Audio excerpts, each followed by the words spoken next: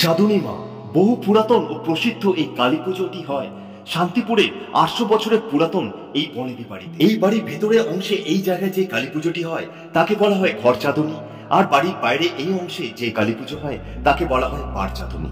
শোনা যায় এই বাড়ির মহিলারাই নাকি প্রতি বছর এই কালী মূর্তিটি নিজ হাতে তৈরি করতেন। আমাদের পুজো করে সেই কথা জিজ্ঞেস করেছে যে পৌঁছে গেছিলাম নদিয়া জেলার শান্তিপুরে ৮০০ বছরের পুরাতন চাঁদনী বাড়ি যাওয়ার উদ্দেশ্যে। আর এই বাড়িতে পৌঁছে রীতিমতো এক অন্য অভিজ্ঞতাই অর্জন করলাম। বাড়িটির বাইরে থেকে অতটা বোঝা না গেলেও বাড়ির পেছনের অংশে প্রবেশ করতেই রীতিমতো অবাক হলাম। বাড়ির প্রতিটি দেওয়ালের অংশ আনাচে কানাচে প্রত্যেক জায়গায় রয়েছে পুরাতন ঐতিহ্যের ছাপ। শান্ত নিরিবিলি পরিবেশের মাঝে বহু পুরাতন এই বনেদি বাড়ি আজও তার ঐতিহ্য বয়ে নিয়ে চলেছে এই কালী পুজোর মাধ্যমে। এখনো সেই অতীতের রীতি অনুযায়ী প্রতি বছরই একই নিয়মে এখানে কালী পুজো হয়। শোনা যায় বহু বছর আগে এই বাড়িরই একজন মহিলা মায়ের স্বপ্নাদেশ পান, আর তারপর থেকেই বাড়ির প্রতিটি মহিলা মিলে কিন্তু প্রতি বছর কালী পুজোর সময় কালী মূর্তি তৈরি করেন। চাঁদনী বাড়ি থেকে নমস্কার, আমার নাম জয়দেব ব্যানার্জি। এটা আমাদের চাঁদনী ৮০০ বছরের প্রায় পুরনো। প্রথমে মতিগঞ্জের মোড়ে একটা ঠাকুর, সেটার নাম হচ্ছে ঘাট চাঁদনী। সেইটা আমাদের বাড়ির লোকেরা, বাড়ির মেয়ে ছেলে রাত্রে স্বপ্ন দেখে যে ওই ঠাকুর বলছে যে তোরা আমাদের পুজো কর। সেই কথা জিজ্ঞেস করেছে যে কি করে তাহলে এটা হয়, তখন বলেছে কেন বাড়ির মেয়ে ছেলেরাই তৈরি করবে। তাই কালী পুজো, দুর্গা পুজো হওয়ার পর প্রথমে আমাদের বাড়ির মেয়েরা ঠাকুরের পাটে রং দিয়ে দেয়, মাটি দিয়ে দেয়, পুজো করে দেয়।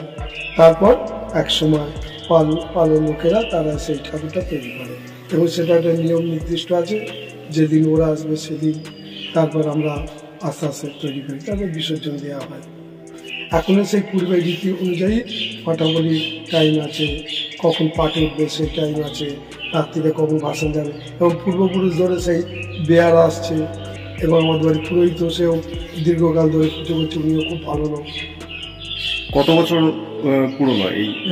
তারপরে ৮০০ বছর। ৮০০ বছর পুরাতন, তাই তো?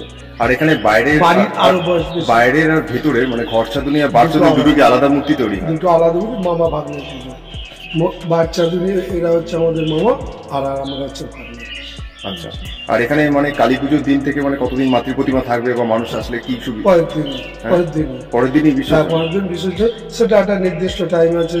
বেয়ারারা দীর্ঘকাল ধরে তারাও নিয়ে যাচ্ছে, বাসা তারও দীর্ঘকাল ধরে বাসা বাজাচ্ছে। আর পাঠাবলিটা কি কালী পুজোর দিনই?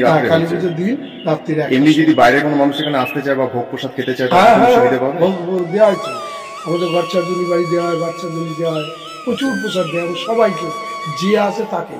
জানা গেল বর্তমানে এই বাড়ির মহিলারা সম্পূর্ণ কালী মূর্তিটি প্রস্তুত না করলেও এই যে কাঠামোটা দেখছেন, এই কাঠামোতে কিন্তু সর্বপ্রথম মাটি ও রং দেন, আর তারপরে কিন্তু পালেরা এসে সম্পূর্ণ কালী মূর্তিটি প্রস্তুত করেন। এরকমই রীতি ও রেওয়াজ অনুযায়ী কিন্তু এখানে কালী পুজোর সমস্ত নিয়মকানুন হয়, যেটা জানা গেল।